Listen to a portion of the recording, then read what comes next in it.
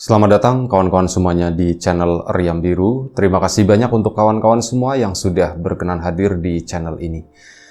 Kali ini ada satu cerita lagi datang dari Mbak Dini di Lumajang.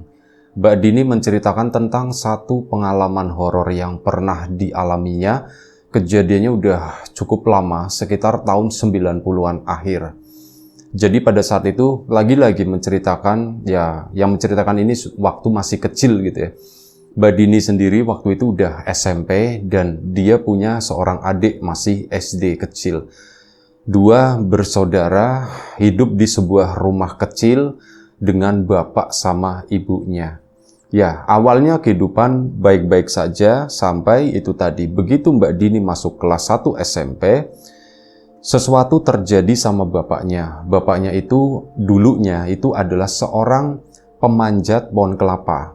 Sering diminta sama ini ya, sama yang punya kebun dan sebagainya, itu tugasnya itu ya ngambilin, manenin pohon kelapa di kebun.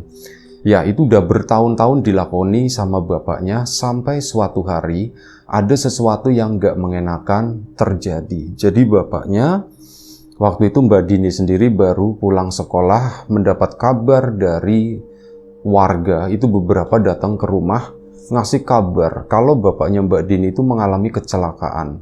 Dia itu jatuh dari kelapa dan ya akhirnya kan dibawa pulang, terus dibawa ke rumah sakit sana karena faktor biaya dan sebagainya kayak gitu.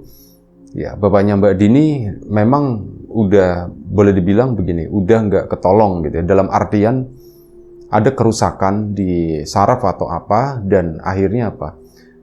Di bagian bawah itu mengalami kelumpuhan. Nggak bisa ngapa-ngapain, nggak bisa kerja dan sebagainya. Bapaknya Mbak Dini pun keseharian itu hanya bisa menangis. Sementara ibunya untungnya masih ada pekerjaan serabutan. Dulunya itu sambil jualan kue, tapi karena waktu itu harus ngurus bapaknya dan sebagainya, akhirnya kan waktunya lumayan cukup terbatas ya. Ya udah dibantuin sama Mbak Dini, tapi ibu itu tetap memutuskan, udahlah ibu biarkan jadi buruh aja. Akhirnya ibunya pun jadi buruh cuci, buruh apapun, bersih-bersih rumah dan sebagainya, bahkan jadi tukang pijat juga, tukang pijat sesama ibu-ibu seperti itu ya. Hal itu dilakoni ibunya untuk memenuhi kebutuhan keluarga. Ya, tentu saja Mbak Dini juga, ini aku harus ngapain ya Bu ya, aku bisa bantu apa ya Bu ya. Mbak Dini pun ya berpikir gitu, dia pun mulai membantu ibunya dengan cara berjualan kue, tapi nggak bikin sendiri, melainkan ngambil kue-kue dari beberapa tetangganya yang memang bikin, terus dijualin baik di sekolah atau selepas pulang sekolah. Mbak Dini itu akan keliling menawarkan kue-kue tadi, lumayanlah dapat sedikit banyak, tapi itu bisa buat nambah-nambah untuk kehidupan keluarganya. Hal itu dilakukan oleh Mbak Dini sampai kurang lebih ya memasuki SMP kelas 2, dan di tahun 90-an akhir tersebut terjadi sesuatu, benar-benar sesuatu yang nggak terduga sama sekali. Jadi mereka kan tinggal di sebuah rumah yang dibangun secara sederhana, dibangun ya dengan dana yang pas-pasan. Untuk masalah keselamatan dan sebagainya, kekuatan itu nomor sekian lah. Yang penting rumah itu tuh berdiri, bisa ditempati 4 kepala gitu ya, Mbak Dini dan keluarganya. Mbak Dini sendiri nyaman tinggal di rumah yang sederhana itu, tahu karena ya memang kondisinya kayak gitu ya, jadi nggak ada masalah sama sekali. Rumah yang ya tempat yang paling nyaman untuk Mbak Dini beristirahat, untuk melakukan aktivitas-aktivitas kayak itu adalah tempat paling nyaman di sana. Pada suatu malam mereka itu lagi tidur dan bapaknya kan memang sakit ya, udah berarti waktu itu udah setahun sakit. Bapak itu nggak bisa ngapa-ngapain, semua itu diurus sama ibu, termasuk Mbak Dini juga ikut-ikut bantu. Nah, malam itu tumben-tumbennya, entah kenapa, Mbak Dini sendiri biasa kan tidur sama adiknya, bapak itu sama ibu. Malam itu ngobrol sama adiknya namanya Sari. Sar, Mbak pengen tidur sama bapak sama ibu, katanya begitu. Ya udah Mbak, kalau kayak gitu, yuk kita ke sana, yuk kita ke sana. Jam 9 malam ya. Akhirnya apa? Mereka berdua pun pindah. Terus ibunya, bapaknya kan udah tidur waktu itu, dan ibunya, loh, kok kalian pindah ke sini? Iya Bu, nggak tahu Bu, aku pengen tidur di sini, kata si Mbak Dininya. Mbak Sari pun ya ngomong sama seperti itu. Dan ya tidurlah mereka di sana. Tidur pules, nyaman banget. Sebelum tidur sempat ngeliatin muka bapaknya yang udah merem, yang sepertinya tertidur udah pulas. Ngeliat ibunya juga yang sepertinya udah kecapean seharian beraktivitas gitu ya. Ada perasaan sedih, ada harapan juga di sana. Semoga suatu hari aku bisa membantu mereka, meringankan beban mereka. Itulah yang terucap di benaknya Mbak Dini sebelum tidur. Nah, tidurlah Mbak Dini pules, tiba-tiba suatu malam terdengar suara brak kencang banget sama suara angin. Angin yang benar-benar kencang gitu ya, plus ada airnya juga, angin yang basah. Ternyata malam itu terjadi badai, dan sebenarnya itu belum memasuki musim penghujan, masih di ujung-ujung lah, ujung-ujung kemarau, belum memasuki musim penghujan yang memang udah lebat, tanahnya udah basah, becek, kodok-kodok udah bunyi kayak gitu, itu belum masuk ke sana. Itu tiba-tiba kayak gitu, terdengar suara itu tadi, suara yang keras, plus ada bunyi angin yang kencang, dan angin itu tuh membawa air. Mbak Dini sadar, dia pun terbangun, termasuk si Mbak Sari yang kebangun bingung, ketakutan, ibunya juga sama, bapaknya juga, ini kenapa? Ini kenapa gitu kan, ditanya. Atap di atas itu udah terbang, terbawa angin, dan kondisi di situ pun basah semua. Ya karena anginnya itu angin basah kayak hujan badai semacam itu. Itu basah semua. Bapak itu melarang, ibu itu mau bangun, loh Pak, ini Pak atapnya terbang, Pak atapnya terbang. Memang atap rumahnya terbuat dari asbes gitu ya. Asbes atau seng lah. Itu udah nggak ada atapnya sama sekali. Ini si ibunya pun bangun, tapi bapaknya itu bilang, Bu, nggak usah kemana-mana Bu, di sini aja Bu, di sini aja. Pak, iya Pak, cuman atapnya sayang Pak nanti. Udah Bu, nggak usah, kata bapak. Biarin aja, biarin aja. Udah ibu di sini aja. Yuk kita bentangin apa? Bentangin kain atau bentangin apa supaya ya kita nggak terlalu terkena sama air ini Bu. Ibunya pun ya rasa, aduh gimana sih Pak kayak gini basah. Udah Bu, udah Bu. Akhirnya apa, Mbak Dini sama adiknya pun ikut bantu-bantu nyari spray yang nggak kepake. Itu dipantengin begini. Ya intinya supaya mereka tuh terlindung dari air. Tapi yang namanya air, ya kena spray gitu ya, yang bukan bahan yang kayak plastik atau apa, bahannya kain, itu kan tetap aja airnya basah. Basah memang nggak terlalu basah, angin itu pun reda, dan angin itu masih ada, cuman airnya itu yang nggak ada. Yang ada itu cuman hawa dingin begitu ya, nguel-nguel di situ, muter-muter di dalam rumah, dan air udah berhenti. Akhirnya ini si spray tadi kan dibuka begini. Bapak pun masih diem di sana. Ibunya mau bangun lagi, dilarang sama bapak. Udah, nggak usah, besok aja. Kita masih bisa tidur di sini. Mari kita lanjutkan tidur malam ini. Pak, tapi kan, udah Bu, udah Bu. Udah percaya sama bapak kali ini, kata si bapak bilang begitu. Mbak Dini pun sempat kesel sebenarnya sama bapak. Iya bapak gimana sih? Tapi nggak terucap ya, cuman dalam hati doang. Ini bapak gimana sih, orang basah banget, atapnya nggak ada kok.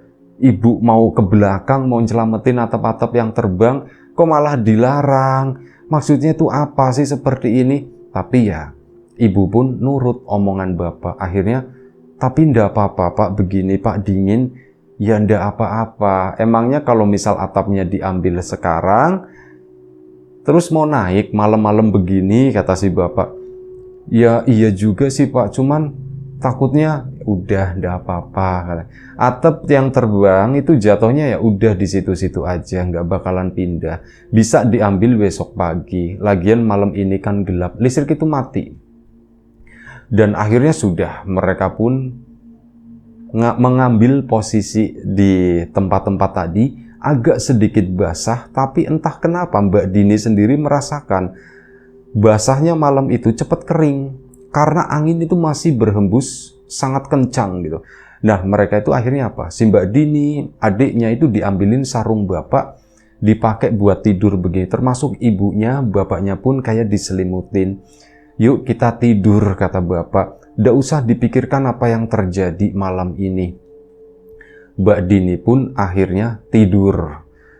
Lama sebenarnya, nggak langsung tidur. Masih bingung dengan omongan bapaknya. Kenapa gitu ya, kok seperti ini? Lah, tapi iya juga sih, mau dibenerin sekarang juga nggak mungkin. Siapa yang mau naik ke atas? Bapak ndak bisa jalan. Kok ya udahlah gitu kan pikiran Mbak Dini. Udahlah tidurlah sesuai dengan apa yang dibilang sama bapak. Ibunya pun ngomong seperti itu. Udah Dini, Sari, tidur, merem buruan merem. Iya. Nah, di situ Mbak Dini sendiri mengalami satu kenikmatan yang susah untuk digambarkan katanya. Benar-benar dengan musibah tadi, mereka itu merasakan yang namanya nikmatnya tidur. Bahkan sebelum tidur itu udah nikmat. Karena apa? Udaranya itu sejuk, udaranya itu dingin, dan setelah angin itu berhembus, mereka itu bisa melihat bintang-bintang di atas sana. Lampu mati, listrik mati, tetap dibiarkan gelap-gelapan kayak gitu ya. Mereka itu bisa melihat bintang di sana, itu kelihatan cerah banget langit malam itu. Bener-bener, aku ndak bisa membayangkan, aku ndak bisa menggambarkan keindahan gitu ya.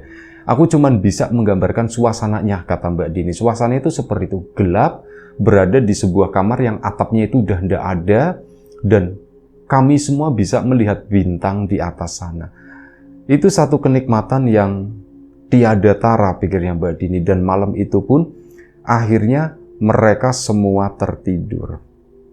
Di tengah-tengah tidurnya, Mbak Dini itu merasa, dia kan kondisi masih gelap ya, dia itu merasa di atas sana sesekali kebangun karena mendengar ada bunyi-bunyi sesuatu lah, kayak ada yang beraktivitas. Mbak Dini pun kebangun ngeliatin ke atas, kok kayak banyak orang ya, tapi begitu matanya dibuka lebih lebar, orang-orang itu yang sepertinya tadi terlihat, itu pada hilang.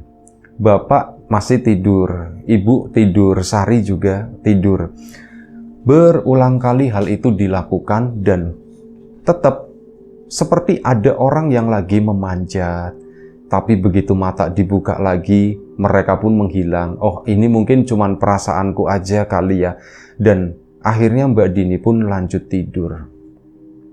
Keesokan paginya, bangun itu subuh itu udah lewat, sekitar jam 5:30. Ibunya pertama bangun, itu ribut. Pak, bangunin kan. Bapaknya pun bangun, iya Bu. Pak, itu atap kenapa Pak? Itu atap kenapa? Kenapa gimana Bu? Mbak Sari kan bangun, terus Mbak Dini juga bangun, sama-sama ngeliat ke atas. Atap itu udah rapet, udah bener lagi. Gak masuk akal, kata Mbak Dini. Itu sampai sekarang itu pun gak tahu apa yang sebenarnya terjadi malam itu. Atap di atas itu udah rapet lagi, bener-bener rapet, kayak seolah-olah gak terjadi apa-apa. Mereka kan langsung bangun gitu ya. Bapaknya itu belum menjawab, belum apa, cuman bilang pelan-pelan keluarnya, kata si bapak.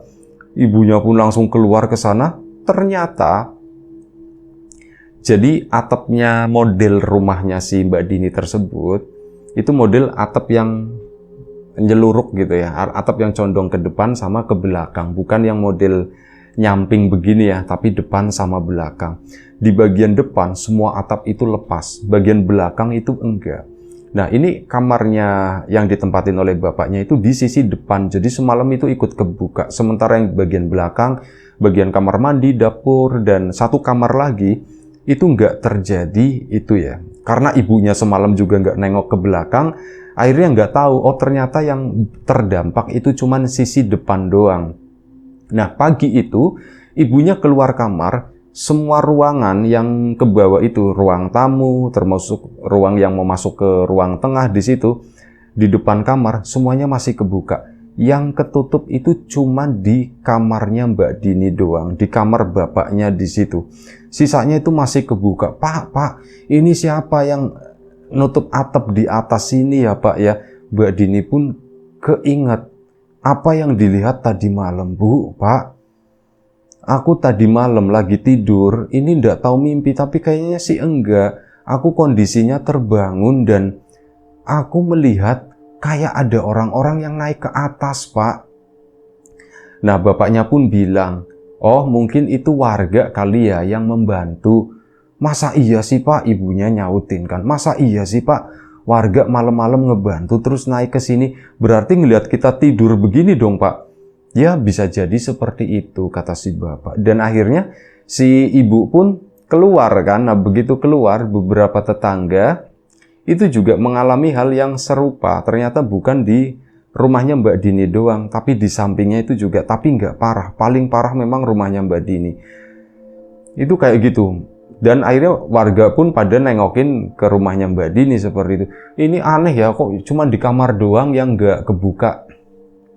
Ibunya Mbak Dini pun cerita apa adanya. Semalam itu kebuka semua Pak Bu. Malah basah gitu ya, tapi ya suami saya itu melarang, katanya udah ndak usah diurusin biar besok pagi aja. Toh ini juga udah kering kata sih. Nah pagi-pagi itu tahu-tahu udah ada yang masang kayak gitu, nggak tahu siapa yang masang. Loh ini kan jadi cerita yang lumayan cukup ramai diperbincangkan di daerah tersebut, di kampungnya si Mbak Dini. Makin siang makin ramai. Akhirnya warga pun gotong royong, yuk tak bantuin yuk. Itu diambilin belakang. Malam itu, siang itu, rumahnya Mbak Dini pun digarap lagi gotong royong sama warga. Alhamdulillah, ibunya Mbak Dini itu nggak mengeluarkan biaya sepeser pun, cuman ya nyediain minum kayak gitu, nyediain ya cemilan atau apa buat mereka yang ngebantuin gitu ya. Ini dibantuin akhirnya naik semua, rumahnya Mbak Dini pun kembali rapat. Nah saat udah rapat itu tadi, ya udah selesai kan, artinya malam hari pun tiba. Mereka untuk malam ini, Mbak Dini pun ngomong lagi, Sari, kita tidur di kamar bapak sama ibu lagi yuk. Ayo mbak. Akhirnya mereka pun malam itu tidur berempat di sana. Siangnya udah capek. Mbak Dini juga nggak berangkat sekolah, Sari juga sama nggak berangkat sekolah karena di rumahnya kan lagi rame waktu itu ya. Dan akhirnya mereka pun kecapean, tidurlah sekitar ya mungkin jam 9 malam-malamnya ya. Mereka itu udah tertidur semua. Mbak Dini kebangun sama Sari adiknya. Sar, kamu belum tidur Sar? Aku udah tidur Mbak, cuman kebangun Mbak. Loh sama, kata si Mbak Dini. Aku juga sama kebangun. Nah di situ Mbak Dini dari dalam kamar melihat, itu kan pintu nggak dibuka. Kalau dibuka ngap atau gimana, memang kebiasaan pintu itu dibiarkan terbuka, maksudnya nggak ketutup ya, bukan nggak kebuka, pintu nggak dibiarkan tertutup, pintu terbuka, cuman pakai korden doang, itu pun nggak rapet, masih kebuka lah, bisa kelihatan keluar. Mbak Dini itu melihat ada beberapa orang yang lalu lalang di sana, bolak-balik nggak tahu itu orang siapa. Kan nengok sama Sari, Sar, itu siapa ya Sar ya di luar ya? Nggak tahu Mbak, aku nggak tahu. Dan akhirnya apa? Mbak Dini pun bangun dari tempat tidurnya pelan-pelan. Mereka kan tidurnya di lantai semua ya. Ada yang tidur di karpet, ya ada yang dapat kasur tipis, kasur lantai semacam itu. Bangunlah Mbak Dini, Mbak Sari ngikut di belakangnya keluar dari kamar. Mereka pun ngelihat pintu belakang kebuka, pintu depan juga kebuka. Ini bapak sama ibunya tidur pules banget. Mbak Dini mau nengok, mau tak bangunin enggak ya? Alah udah biarin aja, pikirnya Mbak Dini. Dia pun keluar kamar ke sana menuju ke arah depan. Saat berada di depan, mereka ya Mbak Dini itu melihat sama Mbak Sari dua-duanya. Rumah mereka itu lagi dikelilingi sama orang-orang yang ketutup sama jubah semua. Jadi dari kepala sampai kaki itu ketutup rapet, kain gitu ya. Warnanya tuh macam-macam, bukan warna-warna yang ngejreng, tapi ada yang putih, ada yang abu-abu, ada yang coklat, warna-warna pastel gitu ya, warna-warna yang gelap cenderung. Mereka siapa? Dan mereka semuanya itu bawa lilin, dipegang begini. Mereka itu siapa? Sari, mereka itu siapa? Aku nggak tahu Mbak, Kok mereka kayak setan ya Mbak ya, kata si Mbak Sari dengan polosnya ngomong seperti itu. Yuk kita masuk, yuk kita masuk, kita masuk. Mereka tuh cuman berdiri di mengelilingi rumah mereka, jumlahnya tuh mungkin puluhan gitu ya. Dan mereka tuh berdirinya cuman goyang-goyang begini doang gitu ya. Terus apa? Karena takut, Mbak Dini pun masuk, pintu ditutup lagi. Grep. Mereka balik ke kamar sana. Balik ke kamar, bangunin ibunya. Bu, bangun Bu. Bu, kenapa? Ibunya pun bangun. Kenapa? Bu, di luar banyak setan Bu. Setan apa katanya? Udah tahu Bu, kayak pocong tapi bukan pocong. Ini tuh kayak orang ditutup kain doang. Terus mereka tuh pada bawa lilin semua, kata si Mbak Dininya. Akhirnya ibunya kan bangunin bapaknya. Pak, iya Bu, kenapa Bu? Pak, di luar ini udah ndak apa-apa Bu, biarkan aja. Kata bapak, mereka itu yang bantuin semalam. Kata bapak itu begitu. Hah, maksudnya gimana Pak? Ya, mereka itu yang bantuin semalam nutup atap kita yang ada di kamar kita ini. Masa sih Pak, emang Bapak tahu Pak? Iya, Bapak tahu. Udah biarkan aja. Mereka itu lagi nengok ke sini. Pak, Bapak bagaimana Bapak tahu? Bapak melihat semuanya, kata si Bapak itu. Maksudnya gimana Pak, Bapak melihat semuanya? Bapaknya pun akhirnya dibantu duduk di situ ya. Memang nggak ada suara apapun di luar. Bapaknya dibantu duduk dan bapaknya pun bercerita, Bu, semalam Bapak itu mengalami sesuatu yang aneh. Jadi saat tertidur dan Bapak udah benar-benar tertidur, tiba-tiba itu kebangun. Bapak itu bangun dan Bapak bisa jalan Bu, katanya begitu. Tapi pas Bapak nengok ke sana, lah Bapak yang satunya itu masih tidur. Bapak itu masih begini tapi bisa jalan gitu. Bapak bangun keluar kamar, Bapak itu ketemu sama mereka, sama orang-orang itu. Dan mereka tuh bilang, mohon izin katanya, kami mau membetulkan atap. Ya Bapak nggak bisa bilang apa-apa, cuman bilang iya, terima kasih, matur nuwun, kata Bapak. Dan mereka tuh naik Bu, pada lompat jelep, ngebenerin atap itu Bu. Bapak melihat semuanya. Dan terus gimana Pak? Ya sudah, sampai selesai. Kenapa Bapak nggak cerita? Ya ngapain tak ceritain? Bapak itu ngerasanya itu kayak mimpi, kata si Bapak begitu ya.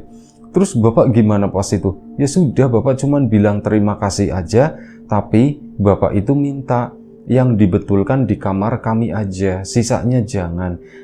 Biarkan sisanya itu dari bangsa kami yang menyelesaikan. Bapak itu bilang seperti itu Bu. Bapak bilang kayak gitu Pak. Iya gitu kan. Akhirnya terus Bapak gimana? Ya sudah, habis itu Bapak masuk lagi, Bapak balik lagi tidur. Dan sambil tiduran begini, ya Bapak melihat di atas itu mereka itu lagi pada naik. Mbak Dini kan di situ nyambung, Pak. Berarti yang semalam aku lihat itu bener ya Pak ya? Iya, Bapak juga tahu itu, kata si Bapak. Tapi ya lah, ngapain dicerita-ceritain? Udahlah, yang penting atap kita udah bener. Pak, kenapa mereka bawa lilin ya Pak? Nah itu kemarin mati lampu, gelap banget kan di sini. Jadi mereka itu ceritanya kayak buat ngebantu lah. Nggak tahu ngebantu siapa, tapi mereka bawa lilin tersebut. Jadi suasana di rumah ini tuh jadi terang. Mereka juga mondar-mandir ke sini. Aku juga melihat, ya itu Pak, mirip seperti yang Bapak ceritakan. Itu siapa mereka?